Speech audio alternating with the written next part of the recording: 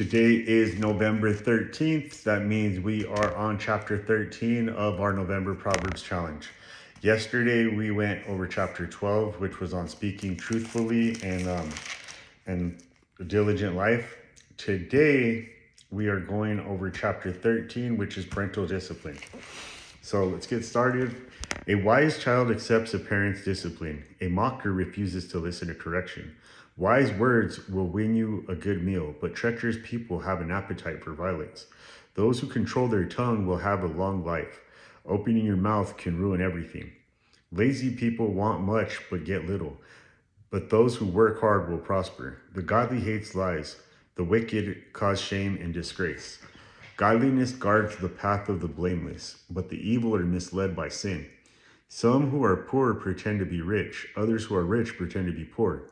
The rich can pay a ransom for their lives, but the poor won't even get threatened. The life of the godly is full of light and joy, but the light of the wicked will be snuffed out. Pride leads to conflict. Those who take advice are wise. Wealth from get-rich-quick schemes quickly disappears. Wealth from hard work grows over time. Hope deferred makes the heart sick, but a dream fulfilled is a tree of life. People who despise advice are asking for trouble. Those who respect a command will succeed. The instruction of the wise is like a life-giving fountain. Those who accept it avoid the snares of death. A person with good sense is respected. A treacherous person is headed for destruction. Wise people think before they act. Fools don't, and they even brag about their foolishness.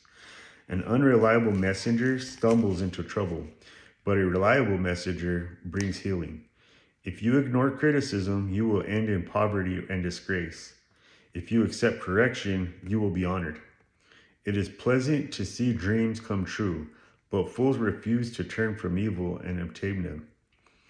Walk with the wise and become wise. Associate with fools and get in trouble. Trouble chases sinners while blessing the reward of the righteous. Good people leave an inheritance to their grandchildren, but the sinner's wealth passes to the godly. A poor person's farm may produce much food, but injustice sweeps it all away. Those who spare the rod of discipline hate their children. Those who love their children care enough to discipline them. The godly eat to their heart's content, but the belly of the wicked goes hungry. So, ironically, I know this chapter is on discipline, but if you look back at past chapters, there's a lot of key verses in here. And if you can see my Bible, pretty much this whole chapter is highlighted. I usually highlight stuff that stick out to me. And this whole chapter is highlighted outside of like 3 verses. And a lot of it's because there are key verses on other chapters that I liked. But if we look at the study Bible and the observation, it says parents who love their children are motivated to help them obey. In contrast, this verse uses the word hate figuratively to suggest that parents who refuse to discipline their children are actually doing them harm. When parents fail to listen to obedience, parents fail to insist on obedience, their children soon learn to pursue their own ways, and they become vulnerable to future negative consequences. So then the interpretation kind of goes along right with that. It says, we are called to discipline our children, just as God disciplines us. A father who loves his child is willing to apply discipline, even when it is painful, in order to help the child cultivate a desire to live for God. While disciplining brings temporary discomfort, it is the child's best interest. It brings peace to the parent, and it is right in God's sight. So right now we live in a culture that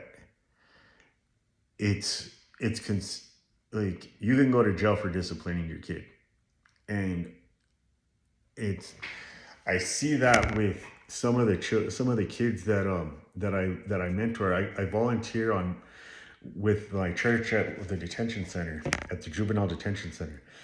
And a lot of those kids honestly are good kids, and they're there for some very serious charges, like facing several decades in prison for the things that they did.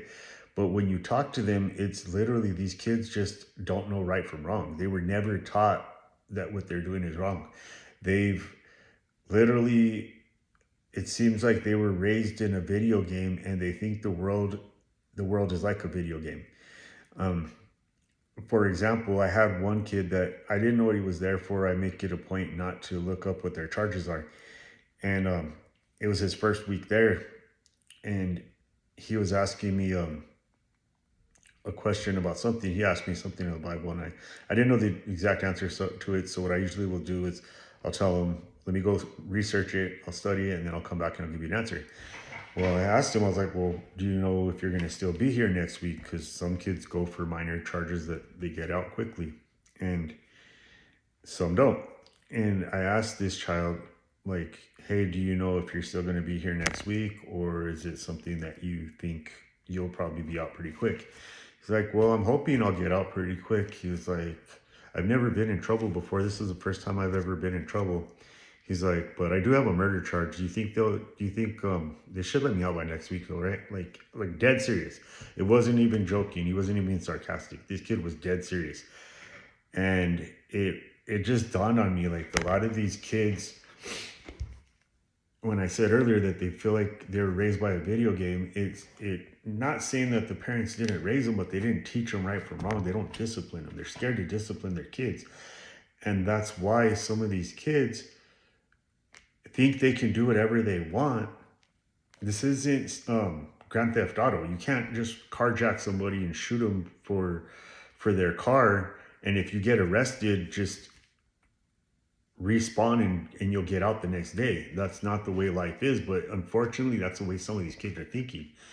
And then even just like with just the way that they feel about human life, it's like after a while that they're in there and we start reading the Bible and they start like actually realizing what they did, and they're in there long enough that they realize like, oh no, I'm not getting out next week. It starts to really hit them like, oh crap, I messed up.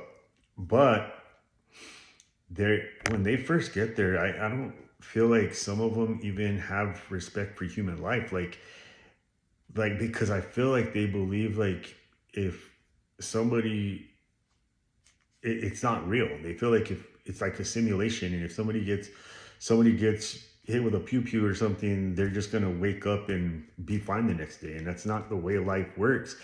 But we have to teach that to our kids. We expect it. We think it's common sense. But if we're not teaching our kids common sense, they're not gonna know it. Chapter 14 is tomorrow. It's the first verse is, a wise woman builds her home. I will talk to you tomorrow. Have a good night. God bless you.